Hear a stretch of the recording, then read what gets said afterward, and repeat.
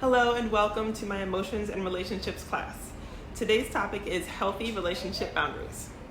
I very much appreciate your attending. My name is Andrea and I'll be guiding you through today's class.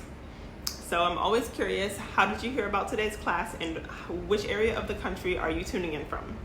Please let me know in the comments below. I always really enjoy seeing where everyone's calling in from. It just lets me know how our community is growing throughout the world. I appreciate you sharing.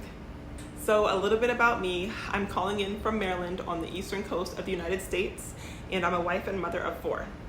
Each day, my family and I, we live with 12 healthy habits in order to enjoy a better quality of life and also to support the success of all that God calls us to do.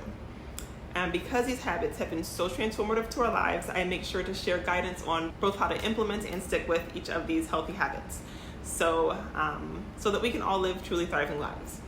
I'll share more about the other classes and workbooks and coaching and support groups that I offer throughout the week. But for now, I want to go ahead and jump right into today's class. Our goal for today is to establish and enforce healthy relationship boundaries. While we're together, we'll discuss the impact of non-existent, inconsistent, or overly rigid boundaries. We're going to pinpoint healthier boundaries and identify our core boundaries apart from our imposed ones.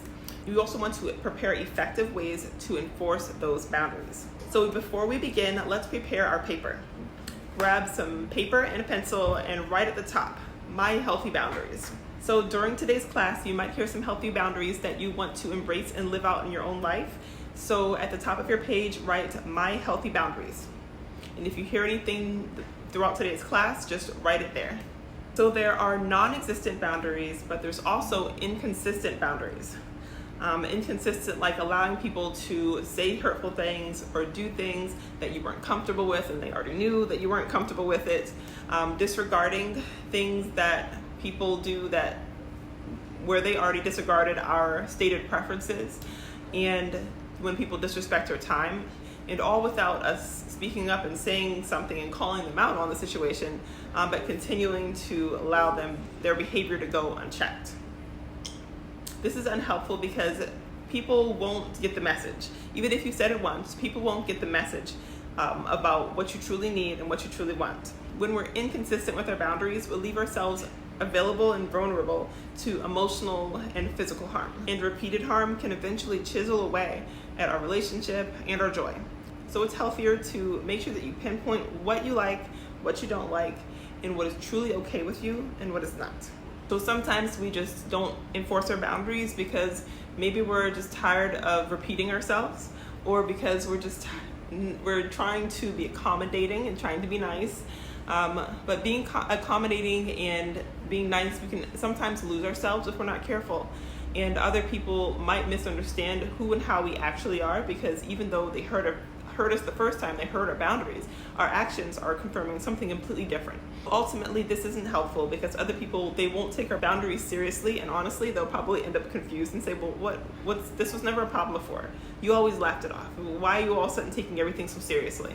They'll be confused. It's far healthier to respect our own boundaries, to not say hurtful things to ourselves, and to avoid suggesting and willingly doing things that we know that we're not comfortable doing, to make sure that we're respecting our own time and suggesting and doing more of the things that we actually prefer. So we can have overly rigid boundaries. It actually can be negative. This might look something like only doing the things that you prefer, like never being flexible at all. It also could look like calling people out on things that are more so preferences than boundaries. Like turn the fork this way, use the fork this way, not that way. Even when we have boundaries, it's still important to listen and be considerate to what others need as well. So if our boundaries are overly rigid, then we miss an opportunity to try something new. We could leave others feeling like they feel unheard and then they feel unliked. It's healthier to pinpoint and consider their needs as well, and to find ways to still meet the needs of others while not overstepping your boundaries. And if that's really something that's really not easy to do or something that's hard to do, then you can either take turns, or that just might not be the relationship for you. And it seems hard to state, but you just have to be realistic. If your boundary is that you're not going to any you don't go to scary movies, but they absolutely love scary movies, and it's so important for you to go with them. Maybe either find something else to do, find a different genre, or that's just not something that you can enjoy together, and you'll have to just be straight with them on that. They'll have to find another buddy for that. So now that we've taken time to look at some healthy boundaries, let's identify our core boundaries apart from the imposed ones. So society has imposed boundaries on us whether we realize it or not. So consider, are we still interacting with that toxic coworker because we really want to? Is that part of our boundaries, or is that the boundaries that society says we have, that we have to allow that person to continue interacting with us, whether they're toxic or not, just because they're our coworker or just because they are our neighbor? We also want to be aware of negatively imposed boundaries. For example, considering, are we keeping distance from someone because they are truly a danger, or is it just because we don't want to accept the positive truth that that person's not so odd? So to figure this out, it helps to think, who are you really? And what are your preferences? What are your boundaries? It helps to write down these sentences and then fill in the blank to pinpoint your preferences. So write down, I don't like listening to blank. I don't like listening to blank. And then write down what you do like listening to. Then you can write down, I don't like eating blank. I don't like eating blank. And then write down what you do like to eat. And to pinpoint your boundaries, you can also write down these sentences. I expect myself and other people to respect me verbally by blank. Respect me verbally by blank. Respect my body by blank. Respect my body by blank. And respect my time by blank. Respect my time by blank. All right, so here are some ways to enforce your boundaries. You want to be yourself. This is the best way to inform people about your boundaries, to just be yourself. Let yourself and others know who and how you are, your preferences, your comfort level. People say that you teach people how to treat you. So make sure that you're showing people who and how you are, and let your actions confirm that you mean what you say. It's also important to say no, and you don't have to give an excuse or apologize. You can just simply say no and stick with it. And when you say no, if you'd like, you can even offer a suggestion that works for both people. You don't have to, but it is an option.